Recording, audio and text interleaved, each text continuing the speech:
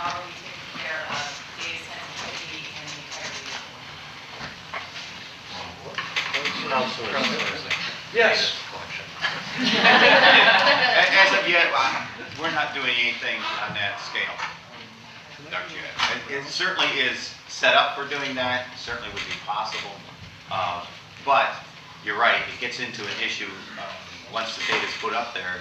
If it's available for everyone to add to, then it's available for everyone to take the information off of as well. Thinking in specific, maybe for maintenance purposes, or where there are site anomalies or problems, issues in a program noted, where that could be updated, perhaps the level of data or level of editing. Well, I think very often, you probably do this as well, with versioning of your data sets through your server or something like that. You could perform versioning, you could control it. I think that would be possible. It's possible. As far as crowdsourcing goes, and within our system, it really doesn't work because our system is basically the exact opposite of Joe's, where we are locked down to a very small group of password protected users.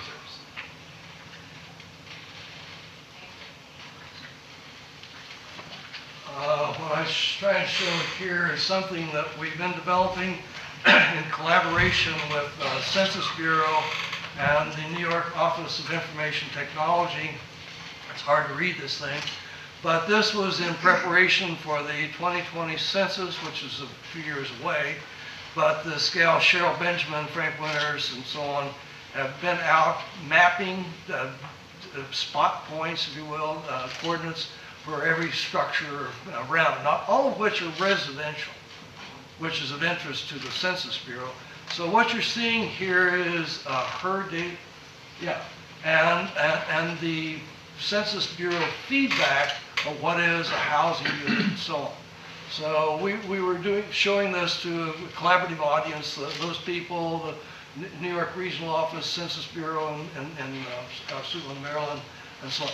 Now, the crowdsourcing idea is this, that we have affiliates with our state data center, and they're located in every county, not all of which participate, but have them take a look at this and verify the existence and the development. I mean, if you've seen all the new housing units being constructed around Ithaca, you know, there's a lot of change that's gone on since 2010. Can we depend upon the Census Bureau with limited funding to catch it all? No, but we have boots on the ground, right? In the sense of people in these counties. So that's our version of crowdsourcing. And I can show detail, but there's all different layers. There's the legends.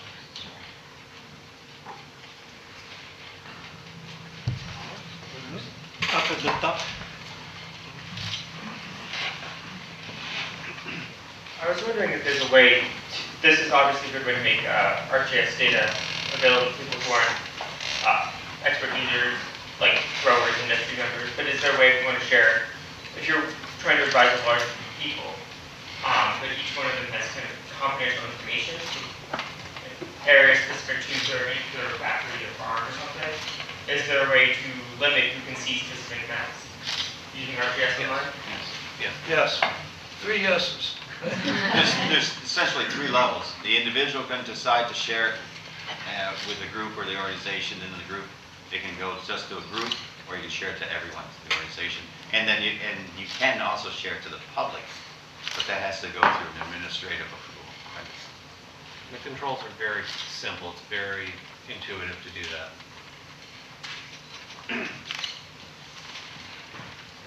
I'm just wondering how the licensing works. Well, how do you do that? So there's 2 Esri site licenses at Cornell. One is restricted to CALs only, and one is for everybody else. Steve is the CALs only administrator. I've got everybody else. And with ArcGIS Online, we have 2 licenses of ArcGIS Online on the license I administer. One is for administrative purposes, and that's what I was talking about. That one is very locked down, very very limited amount of users. The other is for academic use only. I'm not supposed to touch it, which is why I found Joe and am so happy he took it and ran with it. A weak moment. So can, in a few of your projects, obviously you have participants who are not at Cornell, but you can allow them to see the maps. Can they also edit and work with the maps, or no? Like growers or? From Cal's standpoint, from mine, because my focus is extension, and we purposely in our Cal's license covered all the extension associations across the state. We sort of work through the extension conduit for getting people to have access and things like that. We have not provided yet access to just citizens of New York, other than those directly working on some sort of an extension project and stuff like that. However, anyone in CALS has access to the subscription as well. And that would be true with our research part of the State Data Center. Only members of that organization could see it. So they can share their maps, they can work on our maps with a collaborative arrangement, whatever. One last question maybe, because we're running out of time.